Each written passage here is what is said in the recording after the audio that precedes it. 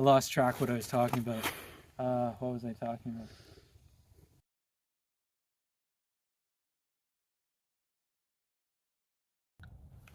about? Okay, it's Mike with Orkney Farms. We had a pretty good start, well, pretty bad start depending what way you look at it, to the winter. The animals have been locked in the main paddock here for quite a few weeks. The last dumping of snow we got, shortly after that actually, we had a huge thaw. It's January 2nd now, I believe. And if you look around, most of the snow is gone. There's still a little bit of a drift, more of a drift than I'd like by the wires at the roadside. But I lifted the bottom wire a bit, and should be fine because there is an existing fence behind the wires on the roadside. So we're gonna actually let the animals back out to the field. With bigger animals in a different type of situation, like a different terrain, this would probably be a really bad idea at this point. But the vegetation out here is pretty hardy, and there's lots of trees and bushes to hold the root system in place. I don't think they're going to find much feed out there, but it might just give them a little bit of, not exercise so much, but just a little bit more space to roam. And maybe till we get another good dumping of snow, it'd be nice to have them out there and spreading out some of the manure to better fertilize the field there. I gotta be careful here because I already turned the fence on, because as soon as I take this down, somebody's gonna probably run out there, probably Duke first. Now he'd probably go onto the wires anyways, but I prefer them hot before I let them out for the first time. We've been using this twisted piece of sage wire as a gate. It was just the end of this roll, this stuff that we got for free. I'm gonna cut it down now though, because it's actually becoming a little bit of a pain. Like I said, I gotta watch though. I already turned the fence on and can easily flail into a hot wire and bounce off me, and I mean, I'll live, whatever, but it's not preferred. My feet are wet also. We did have some rubber boots, but when we moved, somehow we had like 3 boots, none of them matching. The other ones got thrown out or something. So I'm just in my hikers right now.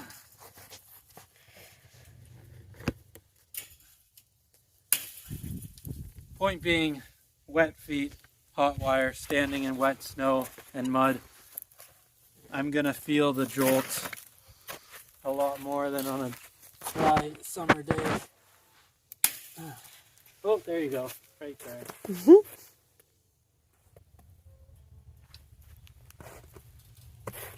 Totally forgot that netting. Somebody that lived here before left this random hole here.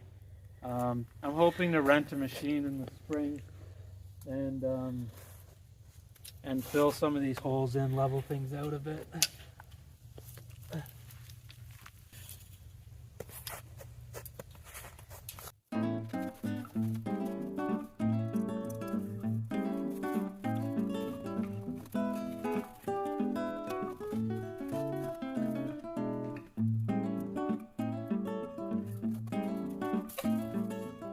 I don't know what else has been going on anyways. Tilly's got puppies. Yeah, the dog's got puppies. Vet said the horns is due in February. All the cows are pregnant. All the sheep are not pregnant. It's not the greatest situation. I'm hoping this young ram does get them bred soon if he hasn't already, and we'll still have a late spring or mid-spring babies, probably late spring, which is actually perfect, but makes me a bit nervous. Basically what's going on in our operation right now, we've got out of the rabbits, and like we have said in previous videos, we are gearing towards a regenerative agriculture, a more animals grown on the land type occupation. Like right now, it's really stale because we went from small animals to big animals to having to move with very little investment. Our investment was already put into the rabbits, and we did get some money out of them selling the equipment and and the rabbits and whatnot. But a lot of that money went into moving and putting up fencing, and fencing is what we need to grow the animals, and is the difference between either having your animals in a field or a pasture type situation or in a barn. You're going to invest that money one way or another, but it's something that you don't get back for quite a while unless you had purchased breeding stock that was already pregnant and close to due, which even in a cattle sense it would be far out that you would get that return. Sheep a little bit sooner, but apparently the sheep aren't pregnant. Most of these animals we had already purchased at the last property anyways, but it's just basically a waiting game now and trying to work on the side and keep this going till we get caught up again. Our short-term goal is to sell lambs. Sheep are faster turnover than cows. So the idea right now is to up the sheep flock and sell lambs to pay for the sheep's winter feed, the fencing, and whatever the cattle need. The cattle short-term goal right now is just basically to provide freezer meat for ourselves. If there's extra, we will sell some or give some to some family members and friends that have helped us out. If we do get a Dexter heifer or something, those two will be purebred calves. We may sell the heifer or something to make an extra income to help feed the animals and whatnot and purchase supplies. At this point, I just don't feel like it's worth keeping back a heifer calf to breeding age to have to switch out the bull. So if we were ever going to up the amount of cattle we have, we'd probably just buy more cows at this point. That's generally what I've been thinking. Bulls are harder to switch out. The ram to the sheep, if we keep back ewe lambs to increase our flock, it's very easy to switch out the ram. A ram, we can sell them for a few hundred and buy another really good breeding ram for 500. And we can do that every time, and we can sell the ram when the ewe lambs are getting close to breeding age. That way they're not getting bred too early, and then buy back. At the previous property, we tried the splitting of the male animals, so the bull and the ram, and it was very time consuming.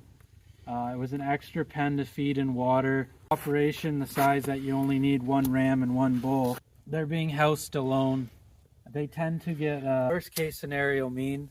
Best case scenario, they like to break down fences, push on things till they get out and go over to the neighbor's place and try to find other people's cows and whatnot.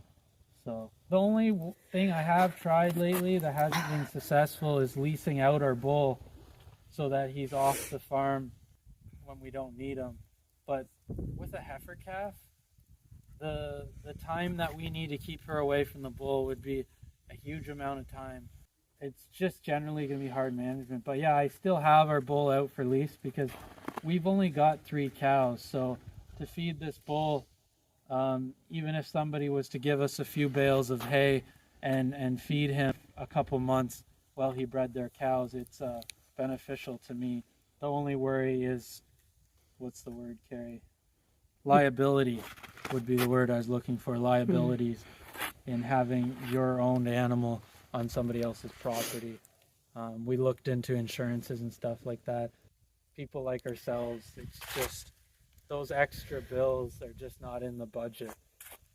I was thinking that you were looking for the word mixed herd. Sometimes your stuff is not immune to the diseases of other herds. Yeah, so if talking about illness and diseases, and I think that's more of a worry for other people than us. I've seen a lot of different situations in agriculture, and even the ones that have perfectly fit animals, and they're not perfectly fit, but the closest thing to be, they're pumping a lot of money into different vaccines, different drugs, different buildings, different technology, different vets, and all these other things. Really to have an outcome of they still have the odd problem, and when they conquer one thing, they run into another. So I feel like it's a lot less stressful in life to just let whatever life's gonna throw at you happen, and deal with it the best way you can. I generally don't overly worry about bringing in animals from another herd. I do think it's a good idea to have a separate spot for them. What's the word I'm looking? Quarantine them. Quarantine them for a couple weeks. I mean, it's not a whole lot of work to do that. Just with all the variables in our life right now, it probably wouldn't happen, especially switching out ram. But these animals have been around other people's animals. They've moved, they've been around the wildlife. And yeah, our sheep are not pregnant, but I don't think it's due to illness or anything like that. I think it has to do with the fact that we sold those other rams out of breeding season. The young ram we have didn't mature as well as he should have. No, right. I lost track what I was talking about. What was I talking about? You started with talking about our animals being a lot more hardy because of the situations that that's what I was we trying. bring So them the through. point I was trying to get across is we've noticed the switching around of animals. What's happened, like the first sheep we had, which were wool sheep, the first year we had them, it was a disaster. And it was partially because of mistakes we made, but we have sheep again here now, and once again, the first year, it's a disaster. But I think it just takes time for those animals and you to create a bond and to create an environment where they're used to,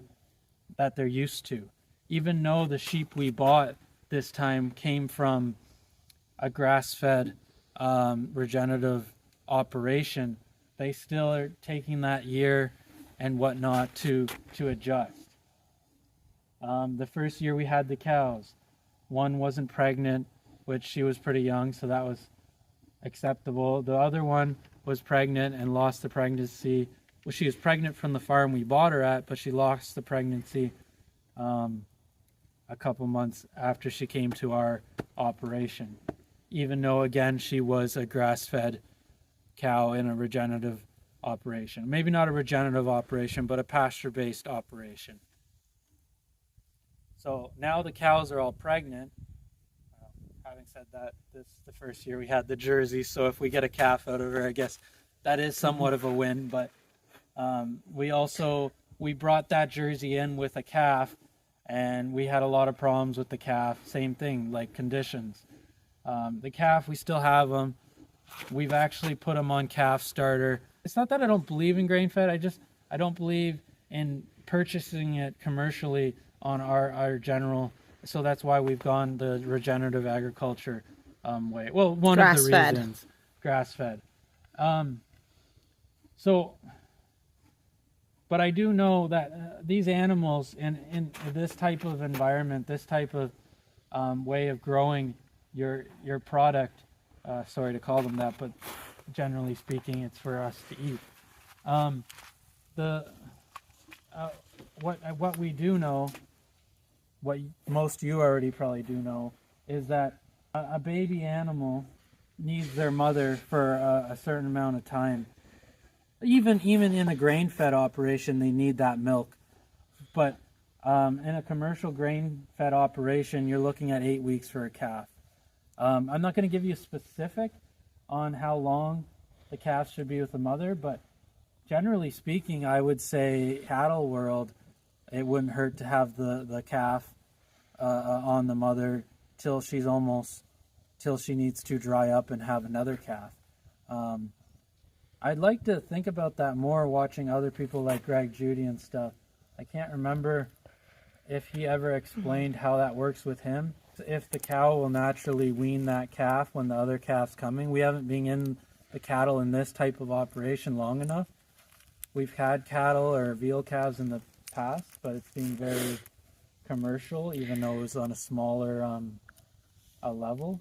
Another channel I watched, I forget the name right now, but they specialize in Dexters. They said that they wean their calves at 3 months before the cow is due to calve again.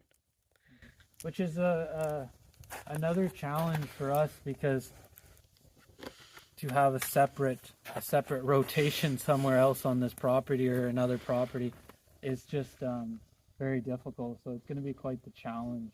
Part of the reason why I said if we get heifer calves, we might just sell them at weaning age. But we do need at least our own meat out of these cattle. Like I said, the sheep are more what's going to go on market to pay the bills for now.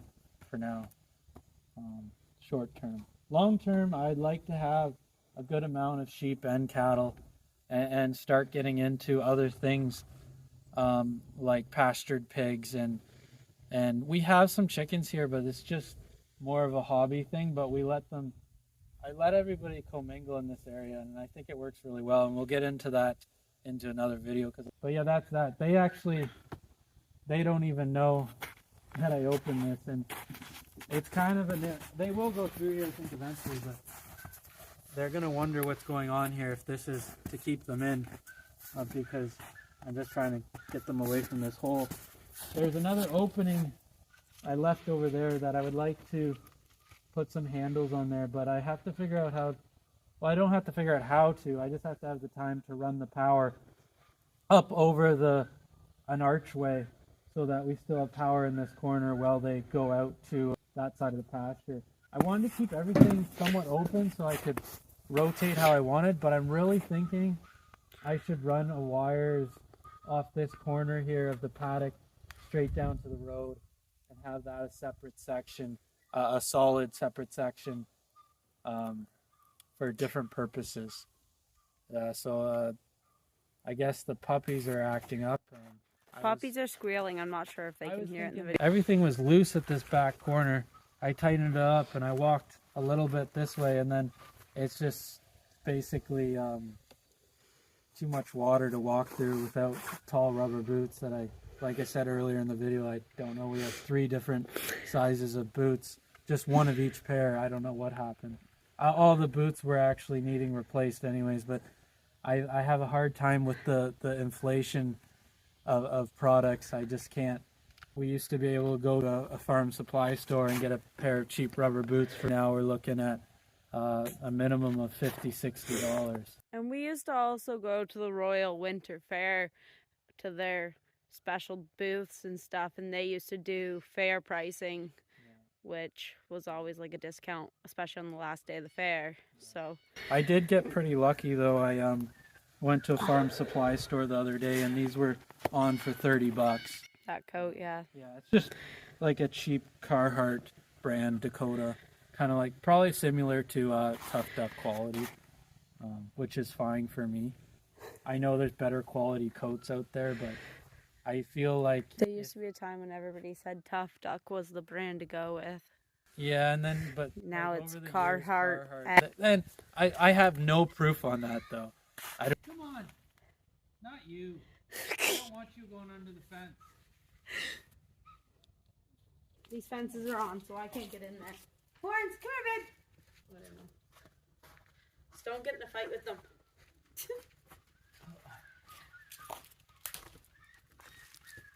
Tinkerbell was just rubbing her butt against a tree. Over there. Well, you can see bottom. Yeah. We bought that mineral tub for them about a week ago. And she's pretty low now. I'll have to buy another one. Just don't step in this really wet spot here. Oh, I don't plan to. Yeah. Hey, keep it aimed that way. You can see how low it is. It's pretty much empty. So we bought one of these molasses mineral tubs the other day. I honestly don't think these are grass-fed certified. Lucky for us, we're not certified, but I would prefer something certified. But to find minerals for our type of operation in this part of the country is just impossible. And this alone costed $80 Canadian. It's not a very big tub for a lot of money. Well, they ate it pretty fast, but I think they were lacking minerals because we were just having a hard time finding the right situation. This does have quite a bit of protein in it, so it does help in the winter time. We are in Canada. It's not like our grazing. There's a few months in the year where you're not getting grazing, and a few months before that few months and after that few months, more before that few months, nutrition of your grazing is very poor. So that's that. I'll probably give them a little. They've got trace mineral block, but I don't think the trace mineral blocks, or I know the trace mineral blocks aren't enough. We would like a separated mineral system, like other people that we've seen in the States on their YouTube videos do, where you have every mineral separated in little blocks in a feeder that you can tow around. But everybody we've talked to down this way does not supply minerals that way. Separately. And now I found a place online that comes, and it's a Canadian site, and the package for all your 12 minerals is 400 and something odd dollars, and it's very tempting, but I'm spending $80 on this. If we bought enough of these tubs for the same price of the split mineral package, which is $400 to $500, the split mineral package would probably go further than this tub. But to spend $80 every few weeks on this tub, or $500 at one time, is the difference when you're trying to split up your expenses.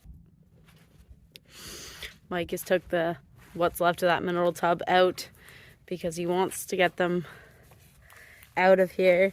I know he stumbled on his words a little bit, but what he was saying is it's getting pretty mucky in here, so we need to spread out some of the manure and to just give this area time to dry up a bit, or keep our cows moving better so that they're warmer.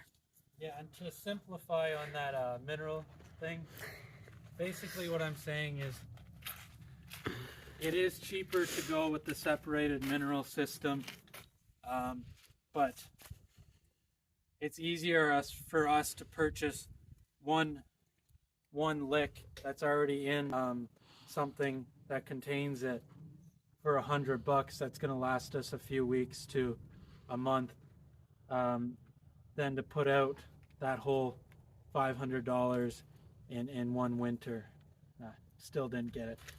So, as you may have heard me say when Mike asked what else there was to say, Horns, if she kept her pregnancy, because she is the one that lost the pregnancy, and Mike didn't go into much detail, but the reality is we got her preg checked to find out she was pregnant by the vet that did our landlord's dairy cows, and he was extremely rough with her, and that not even 24 hours after he had done his examination that she had started to bleed, and then she didn't have a calf. So we're not sure if she was the problem or if the vet was just too big for a young Dexter cow. Tinkerbell was too young. This would be her first season that she's old enough, and she is starting to develop an udder. He had said he checked them, I think it was in November. I did post a video saying that he checked them. I think it was in November, and he said she was 5 months bred and Horns was 6 months bred. So that's where we are now. From November to now, we're in the first couple days of January. So pretty sure Horns is due in February, which would put Tinkerbell due in March.